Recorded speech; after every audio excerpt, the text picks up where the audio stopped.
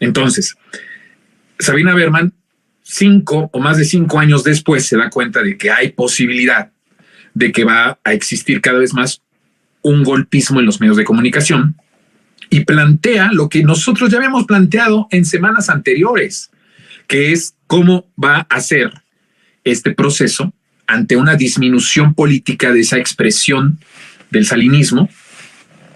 ¿Cómo va a ser entonces el papel de los medios de comunicación en el siguiente sexenio, en el sexenio de la doctora Claudia Sheinbaum? Bueno, eso es como solamente una anotación para que ustedes también se den cuenta cómo afortunadamente vamos a pasos muy adelante de la comentocracia y también pasos muy adelante de la comentocracia de izquierda. El punto no es ese, en realidad, del monólogo, sino hablar de que justamente tomando la declaración de Paco Calderón, que lo dice abiertamente, sin tapujos, y que nadie más acepta en los medios de comunicación. O sea, si tú le preguntas a Ciro Gómez Leiva, bueno, se infarta Ciro Gómez Leiva, ¿no? Si le preguntas eso, se indignaría. Si le preguntas a Joaquín López Dóriga, pues igual y en una de esas te golpea. Que ya ven que casi golpea a Clara Brugada diciendo no soy misógino y casi le alza la voz y casi le quiere pegar. Entonces, bueno, pues dependiendo a quién le pregunte van a ver su expresión, pero todos de enojo y de asombro, ¿eh? Si tú les plantearas que ellos han sido la oposición o han tomado el papel de la oposición porque han querido jugar ese papel por el papel que les toca en este armado de este régimen derrotado en 2018, nadie lo va a aceptar. Bueno, yo no sé si Paco Calderón, si hoy le preguntáramos si sostiene lo que en un arrebato de honestidad tal vez dijo en aquel programa con Carlos Loret de Mola, todavía ahorita lo acepte. Lo que es un hecho es que esto fue en lo que se fue convirtiendo los medios de comunicación. Ante un debilitamiento de la clase política, cada vez más los medios de comunicación se encargaron de emprender esta campaña de golpismo, que además podríamos decir que se convierten en la oposición, porque una oposición es hasta cierto sentido en todas las democracias algo saludable. Tendría que haber siempre una oposición. Miren, nosotros tenemos país en este momento porque tuvimos una muy buena oposición que estuvo al frente de ella Andrés Manuel López Obrador desde el 2006, desde el fraude electoral de 2006. Para que ustedes vean cómo es importante la oposición. En el caso mexicano, la oposición o por la oposición es que hoy tenemos patria.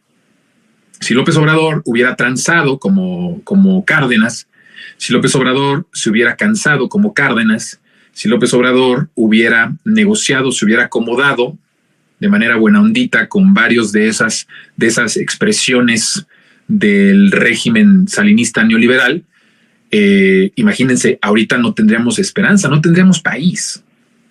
Todos los países que presumen de tener en cierta medida algo de democracia necesitan una oposición. En el caso mexicano, la verdad es que el que tengamos oposición significaría que todavía esa posibilidad de ese México jodido, de ese México oscuro, de ese México de miseria, de ese México de pobreza, de desigualdad, de violencia, regresar. En cierta forma, es hasta positivo que cada vez haya menos oposición. A lo mejor políticamente es incorrecto decir lo que estoy diciendo, pero al ver quiénes son esa oposición y qué papel han jugado en 30 y tantos años antes del 2018, nadie en su sano juicio estaría pensando que necesitamos una oposición. O sea, como esa oposición que en el pasado, siendo poder, destruyó y desmanteló al país, no queremos. Sin embargo, lo que puedo decir es que el modelo de alguien que haga un contrapeso al oficialismo, pues en el caso de nosotros con López Obrador, a través de ese contraste de Andrés Manuel ante el oficialismo, es que hoy tenemos país. Pero ¿qué pasó en el caso de el 2018? Pues que esa oposición se fue cada vez más debilitando y entonces ya no pudo tener un efecto de hacer contrapeso, porque no podía hacer ningún contrapeso. En sentido estricto, todo lo que ellos dijeran del país como oposición que estaba mal, no era por el gobierno de López Obrador, era por ellos.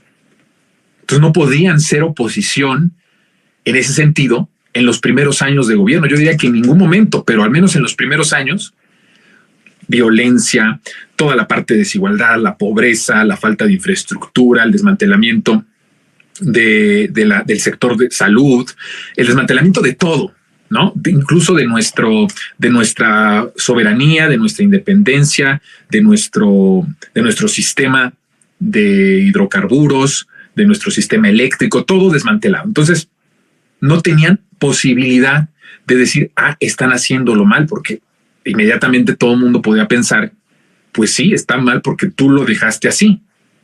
Entonces, perdieron la parte narrativa, no tenían cómo ellos expresar que las cosas se estaban haciendo mal, porque todo lo malo que empezó a padecer este gobierno era por lo que ellos habían hecho cuando fueron gobierno. Y entonces fueron debilitándose cada vez más. Y entonces los medios de comunicación toman el papel, pero ni siquiera de oposición, sino de medios golpistas, que es algo distinto. Pero López Obrador, cuando fue oposición, planteaba la necesidad de una transformación y de un proyecto alternativo, de crear una nueva economía, de crear un nuevo pacto social, y empezó a hablar sobre un proyecto que es el que hoy ya se vive en el país y viven millones de mexicanas y mexicanos. Había una propuesta, había un programa, había cosas que estaban identificadas como un proyecto bien estructurado, bien analizado. No era un golpista, Andrés Manuel López Obrador. En ningún momento le apostó al golpismo para beneficiarse y ser él o ganar puntos de preferencia o de respaldo popular. Nunca. Ya he comentado aquí que si López Obrador hubiera tenido esa necesidad, esa ambición del poder por el poder, pues nos hubiera mandado al matadero a todos en una manifestación más radical, más violenta, y entonces pues hubiera habido muchas pérdidas humanas, que bueno, el debate de decir, y que lo he dicho y es fuerte, hubiera valido la pena algunas muertes tal vez o algunos reprimidos en comparación con el daño que Felipe Calderón hizo, donde sí hubo miles y miles de muertos, miles de desplazados, miles de desaparecidos. No lo sé, pero ya es banal incluso ahora hacer un análisis profundo sobre eso. La realidad es que López Obrador optó por la salida de lo que él profesa, que es el pacifismo. Él siempre ha sido pacifista. Nunca ha venido ni siquiera la tentación cercana de crear un caos, de crear una revolución armada, de crear algo que pueda desestabilizar con violencia al país. Porque ante todo, López Obrador tiene un amor profundo al pueblo. Y alguien que le tiene amor al pueblo no puede sacrificar al pueblo, aunque sea por un bien mayor, que sería en este caso la transformación del país. Entonces, en 2006, en donde tenía la oportunidad de aprovechar la efervescencia social, de aprovechar la coyuntura política, el apoyo tan fuerte popular que había alrededor del movimiento, ni en esos momentos tuvo la tentación, ni siquiera fue algo que barajeara, pues. No coqueteó con la idea de una salida violenta, de un golpismo. El golpismo se lo hicieron a él, el golpe de Estado se lo hicieron a él, nos lo hicieron a todos nosotros. Entonces, la realidad es